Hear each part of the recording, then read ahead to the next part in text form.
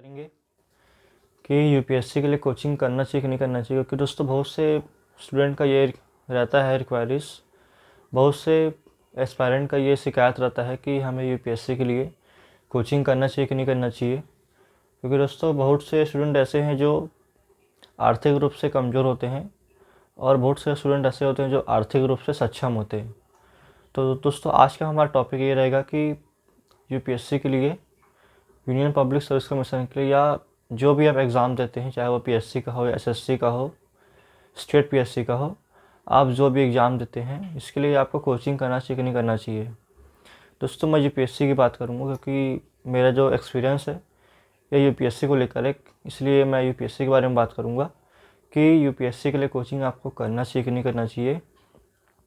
दोस्तों जहाँ तक मेरा एक्सपीरियंस है कि यूपीएससी के लिए कोचिंग करने की बात आती है तो यूपीएससी के लिए अगर कोचिंग करना है तो ये आपके ऊपर निर्भर है कि आप चीज़ों को कितना बेहतर तरीके से समझ सकते हैं। क्योंकि दोस्तों जहाँ तक मेरा मानना है कि मैं आपको एक आंकड़े में समझाऊंगा कि हमारे देश में जो यूपीएससी की कोचिंग है, अधिकतर जो स्टूडेंट होते हैं, अधिकतर एस्पायरेंट होते हैं तैयारी करने वाले यूपीएससी के, ये कोचिंग क्लास से तैयारी अपनी स्टार्ट करते हैं। लेकिन बहुत से टॉपर भी ऐसे रहे हैं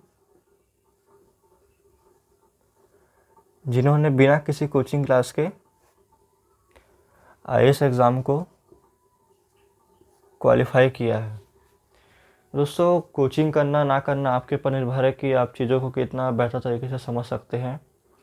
या तो आप ऐसा कर सकते हैं कि आप सेल्फ स्टडी कर सकते हैं, क्योंकि जो चीज़ आपको कोचिंग में पढ़ाया जाएगा वो चीज़ आपको सेल्फ स्टडी में पढ़ाया जाएगा।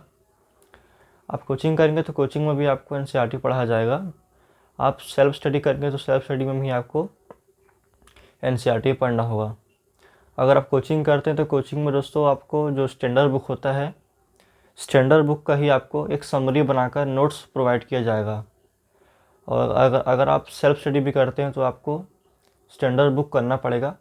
लेकिन हाँ, कोचिंग का फ़ायदा इतना होता है कि कोचिंग में आपको चीज़ों को एक शॉर्ट कर दिया जाता है। जैसे कि अगर आप सेल्फ स्टडी करते हैं दोस्तों, सेल्फ स्टडी में आपको पता नहीं होता है कि चीज़ों को कितना पढ़ना है, किस सब्जेक्ट का वेटेज कितना ज़्यादा है, किस सब्जेक्ट का जो वेटेज है वो कम है, किस सब्जेक्ट को ज़्यादा फोकस देना है, किस सब्जेक्ट को कम फोकस करना है। तो दोस्तों जो कोचिंग क्लास होते हैं, कोचिंग क्लास आपके काम को थोड़ा हल्का कर देते हैं कि कोचिंग क्लास आपको एक एडवाइस देते हैं, एक गाइड की तरह काम करते हैं कोचिंग का क्लास, कि आपको कौन सा सब्जेक्ट पढ़ना है बेहतर तरीके से और किस सब्जेक्ट में आपकी पकड़ होनी चाहिए, किस सब्जेक्ट में आपकी पकड़ नहीं होनी चाहिए बेहतर। क्योंकि दोस्तों कोचिंग क्लास जो होता है ना, ये आपको काम को थोड़ा हल्का कर देता है। बाकी आपके ऊपर निर्भर है कि आपकी पढ़ाई कैसी है, आपके पढ़ाई के ऊपर निर्भर करता है कि आपको कोचिंग क्लास की ज़रूरत है या नहीं है। जहाँ तक दोस्तों यूपीएससी का सवाल है कि यूपीएससी में कोचिंग क्लास करना चाहिए कि नहीं करना चाहिए, दोस्तों ये आपके ऊपर निर्भर है कि आपकी जो शैक्षणिक योग्यता है, आपका जो एजुकेशन एकेडमिक है ये कितना बेहतर है। आपका जो बेसिक एजुकेशन है, बेसिक एजुकेशन से मतलब होता है कि आपने जो 12th क्लास तक की पढ़ाई की है अपनी, चाहे आपने सीबीएसई बोर्ड से की हो या आपने अपने स्टेट बोर्ड से की हो, जैसे कि सीजीपीएससी एमपीएससी के बोर्ड से की हो, ये दोस्तों आपके ऊपर निर्भर करता है कि आपका जो एकेडमिक एजुकेशन है ये कितना बेहतर हुआ है। बाकी अगर आपको लगता है कि यदि मुझे कोचिंग क्लास की ज़रूरत है तो बिल्कुल आप कोचिंग क्लास अफोर्ड कीजिए। लेकिन बहुत से बच्चे ऐसे होते हैं जो कि मध्यम वर्गीय परिवार से आते हैं, मध्यम वर्गीय परिवार से बिलोंग करते हैं, वे आर्थिक रूप से कमज़ोर होते हैं।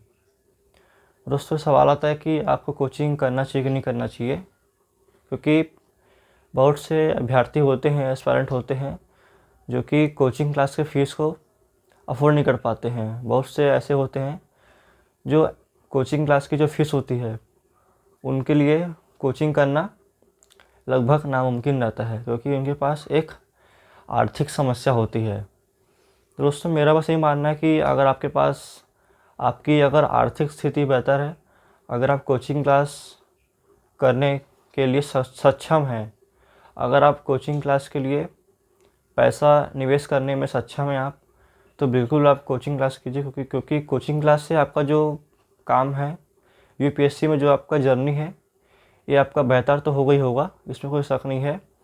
लेकिन दोस्तों कोचिंग क्लास करने से सबसे ज़्यादा फ़ायदा आपको ये होता है कि आपको एक मोटा मोटा पता चल जाता है कि आपको किस सब्जेक्ट में ज़्यादा फोकस करना है, किस सब्जेक्ट में आपको कम फोकस करना है।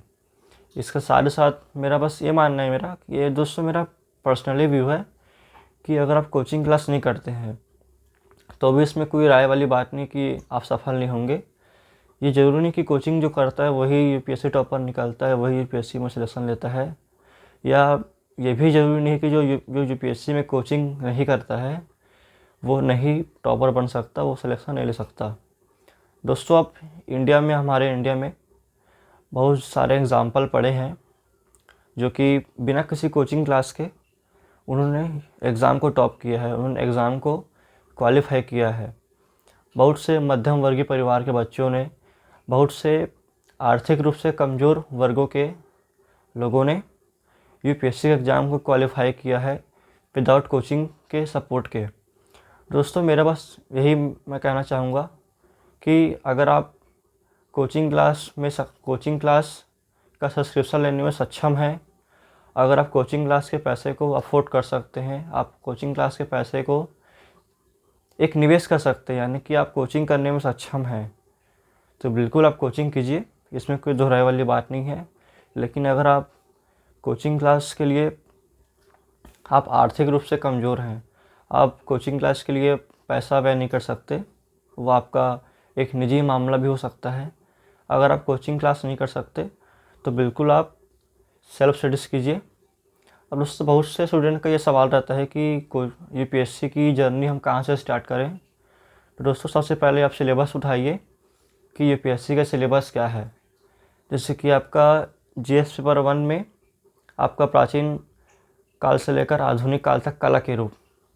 अब दोस्तों जैसे कि आपको सिलेबस पता होगा तो आपको एक रोड मैप मिल जाएगा कि आपको किस वे में चलना है आपको यूपीएससी में। क्योंकि दोस्तों एक कहावत है ना कि जब तक आपको रास्ते का पता ना होगा तब तक आप अपने मंजिल तक पहुंच नहीं पाएंगे।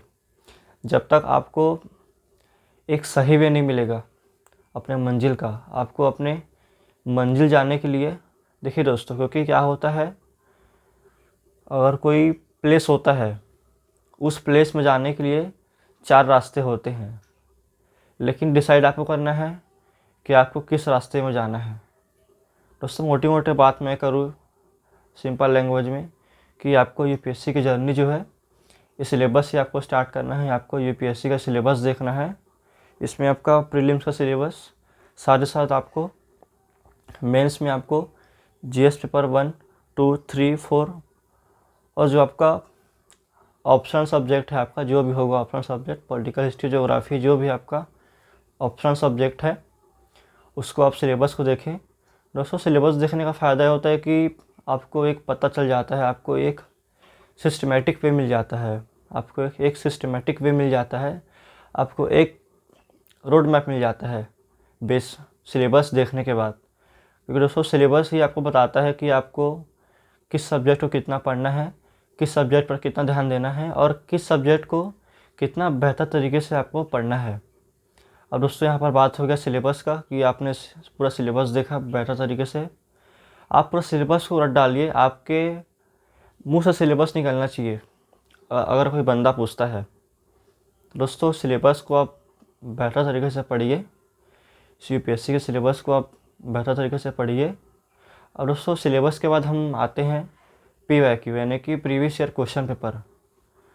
दोस्तों प्रीवियस ईयर क्वेश्चन पेपर जो होता है ये बहुत इंपॉर्टेंट है यूपीएससी के जर्नी में, क्योंकि प्रीवियस ईयर क्वेश्चन पेपर से हम ये पता लगा पाते हैं कि यूपीएससी हमसे किस क्वेश्चन की डिमांड करती है। यानी कि दोस्तों अगर आप PYQ previous year question paper का एनालाइज करते हैं, आप देखते हैं, तो आपको एक अनुमान लग जाता है कि यूपीएससी आने वाले समय में, आने वाले टाइम में हमसे किस तरह से क्वेश्चन कर सकती है। यूपीएससी पिछले 10 साल में किस तरह का क्वेश्चन कर रही है, और आने वाले समय में यूपीएससी हमसे किस तरह से क्वेश्चन कर सकती है। यानी कि दोस्तों हम मोटे मोटे बातें करें कि अगर आप प्रीवियस ईयर पेपर का एनालाइज करते हैं तो आपको एक मोटा मोटा पता हो जाता है कि आपको यूपीएससी की जर्नी में, यूपीएससी की तैयारी में आपको किस तरह के क्वेश्चन आपको अटेम्प्ट करने हैं,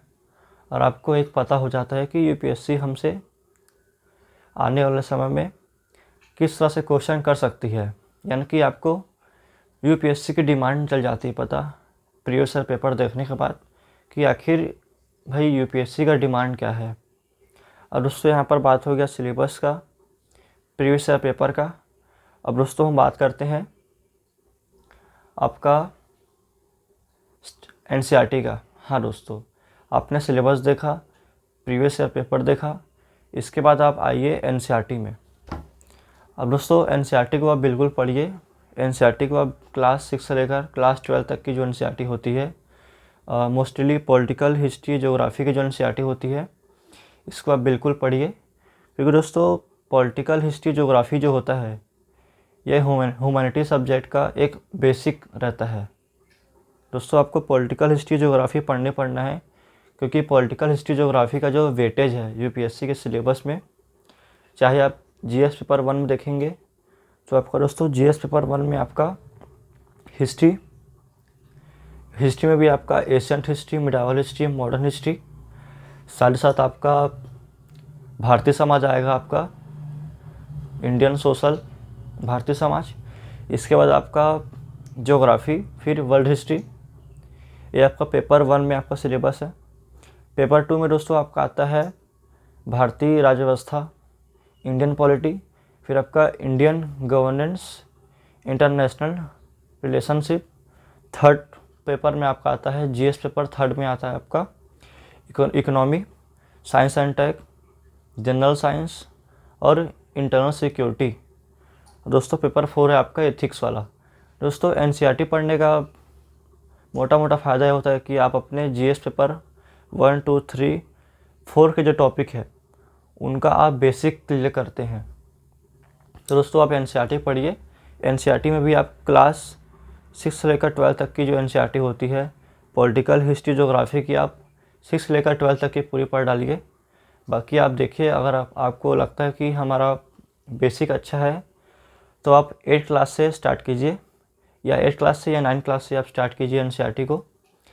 दोस्तों आपका बेसिक के ऊपर निर्भर करता है कि अगर आपका बेसिक अच्छा है तो आप 9th, 11th, 10th, 12th की एनसीईआरटी कीजिए। अगर आपका बेसिक बेहतर नहीं है ह्यूमैनिटीज़ में, अगर आप ह्यूमैनिटीज़ में 0 हैं पूरी तरह, तो आप बिल्कुल क्लास 6 से लेकर 12 तक की एनसीईआरटी को पढ़िए। साथ ही साथ दोस्तों क्लास 6 से लेकर 12 तक की एनसीईआरटी के बाद आप आइए स्टैंडर्ड बुक में।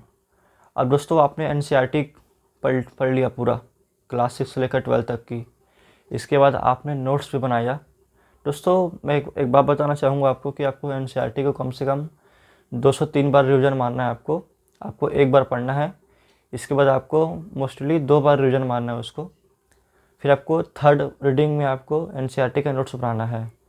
एक जो स्टिकी नोट्स होता है, आपको शॉर्ट नोट्स, आपको वो बनाना है, जो आपको बहुत हेल्प करेगा बाद में एक हेडिंग बाय हेडिंग रीडिंग करने के लिए बेहतर होगा। अब दोस्तों यहाँ पर सिलेबस का, प्रीवियस ईयर पेपर का, एनसीईआरटी की बात हो गई है। अब हम आते हैं स्टैंडर्ड बुक में। दोस्तों स्टैंडर्ड बुक भी पढ़िए आप बिल्कुल, क्योंकि स्टैंडर्ड बुक आपको एक एडवांस लेवल का आपको एक नॉलेज देता है। और दोस्तों स्टैंडर्ड बुक भी बहुत से स्टूडेंट का रिक्वायरमेंट रहती है कि स्टैंडर्ड बुक में हम कौन से बुक पढ़ें। तो दोस्तों एशियंट हिस्ट्री के लिए आप पढ़िए आर एस शर्मा, मिडावल के लिए सतीश चंद्रा, मॉडर्न के लिए स्पेक्ट्रम और विपिन चंद्रा। वर्ल्ड हिस्ट्री के लिए दोस्तों इंदिरा अर्जुन देव की बुक आती है वर्ल्ड हिस्ट्री के लिए। इसके साथ ही साथ आप ज्योग्राफ़ी पढ़िए। ज्योग्राफ़ी में दोस्तों माजिद हुसैन की बुक आती है भारत का भूगोल और भारत एवं विश्व का भूगोल, और सविंदर सिंह का फिजिकल ज्योग्राफ़ी आता है दोस्तों, सविंदर सिंह का फिजिकल ज्योग्राफ़ी। दोस्तों ज्योग्राफ़ी का पोर्शन होगा, ज्योग्राफ़ी में आप ये सब बुक को पढ़ सकते हैं बिल्कुल। इसके बाद दोस्तों हम आते हैं भारतीय समाज के लिए। तो दोस्तों भारतीय समाज के लिए आप क्लास 12 की एनसीईआरटी आती है। भारतीय समाज के लिए क्लास 12 की एनसीईआरटी आती है। क्लास 12 की और 11 की एनसीईआरटी आती है, भारतीय समाज नाम की बुक आती है, उसको आप पढ़िए, बहुत बेहतर बुक है। इसके साथ ही साथ दोस्तों पेपर 2 में आते हैं हम। जीएस पेपर 2 में आप इंडियन पॉलिटी के लिए लक्ष्मीकांत की बुक पढ़िए। लक्ष्मीकांत की बुक आपका बेसिक अंडरस्टैंडिंग है पॉलिटिकल को लेकर, ये आपका क्लियर करेगा, बहुत बेहतर बुक है, आप इसको पढ़िए। इसके बाद दोस्तों गवर्नेंस के लिए आप किसी भी कोचिंग क्लास का नोट्स को पढ़ सकते हैं। अब दोस्तों हम बात करते हैं इंटरनेशनल रिलेशनशिप। दोस्तों इसके लिए आप किसी भी कोचिंग क्लास का नोट्स होता है वो आप पढ़ सकते हैं, मार्केट से मंगा सकते हैं, होम डिलीवरी से। इसके बाद हम आते हैं पेपर 3 में। तो दोस्तों पेपर 3 में इकोनॉमी का सेक्शन होता है। इकोनॉमी के सेक्शन के लिए आप सविंदर सिंह का बुक आता है। हाँ दोस्तों एक बात बताना भूल गया आपको, इकोनॉमी के लिए आपको भी एनसीईआरटी पढ़ना पड़ेगा। इकोनॉमी के लिए आपको क्लास 12th 11th और 10th 11th 12th की आपको एनसीईआरटी पढ़नी है, सिलेक्टिव पढ़ना है आपको। मैं वीडियो बनाऊंगा इस पर बाद में, आप कमेंट कीजिएगा कि एनसीईआरटी कौन कौन सा पढ़ना है आपको, मैं अच्छे से बनाऊंगा वीडियो। दोस्तों ये आपका हो गया इकोनॉमिक्स का, और आपको इकोनॉमिक्स में स्टैंडर्ड में पढ़ना है। आपको एक बुक आती है रमेश सिंह की। दोस्तों रमेश सिंह की बुक होती है, इकोनॉमिक्स की आती है, इतनी मोटी सी बुक होती है, बहुत बेहतर बुक है ये। और इसके बाद मिश्रा एंड पुरी की बुक आती है। आप दोनों में से कोई एक बुक देख सकते हैं, दोनों बुक बेहतर है इकोनॉमी के लिए। साथ ही साथ आप मार्केट में एक सर हैं इकोनॉमी के, मुन्नाल पटेल सर, तो दोस्तों आप उनका नोट्स देख सकते हैं, उनका नोट्स बहुत बेहतर होता है पढ़ने के लिए। बहुत ही वो एक शॉर्ट फॉर्म में और बहुत ही एक बेसिक अंडरस्टैंडिंग के तहत वो पढ़ाते हैं इकोनॉमिक्स को। तो आप दोस्तों उनका नोट्स मार्केट में अवेलेबल है, इसको आप अफोर्ड कर सकते हैं, इसको आप देख सकते हैं। दोस्तों इसके बाद हम आते हैं साइंस एंड टेक में। तो आप साइंस एंड टेक के लिए आप किसी भी कोचिंग क्लास का नोट्स को देखिए, क्योंकि दोस्तों साइंस एंड टेक का जो पोर्शन है ये आपका करंट अफेयर से संबंधित है। तो आप इसके लिए साइंस एंड टेक के लिए किसी भी कोचिंग क्लास का नोट्स को देखिए, जो भी कोचिंग क्लास का आपका नोट्स बेहतर लगे। कॉपीराइट इशू की वजह से आपको मैं बता नहीं सकता कि कौन सी कोचिंग क्लास का नोट्स आपको अफोर्ड करना चाहिए। बाकी मार्केट में जो भी फेमस कोचिंग क्लास है हिंदी मीडियम या इंग्लिश मीडियम के लिए, तो दोस्तों उस कोचिंग क्लास का आप मैगजीन को और नोट्स को फॉलो कर सकते हैं। किसके लिए? साइंस एंड टेक के लिए। उसके बाद दोस्तों जनरल साइंस के लिए भी आप क्लास 12 के लिए दोस्तों जो सामान्य विज्ञान का टॉपिक होता है जनरल साइंस, इसके लिए आप क्लास 12 का जो बायोलॉजी का बुक आता है लास्ट का 4 चैप्टर आप पढ़िए। इसके बाद हम आते हैं इंटरनल सिक्योरिटी। दोस्तों इंटरनल सिक्योरिटी के लिए आप अशोक कुमार आईपीएस की बुक आती है, मोटी छोटी सी बुक होती है, उसको बिल्कुल पढ़िए, बहुत बेहतर बुक है, आपका एक बेसिक अंडरस्टैंडिंग क्लियर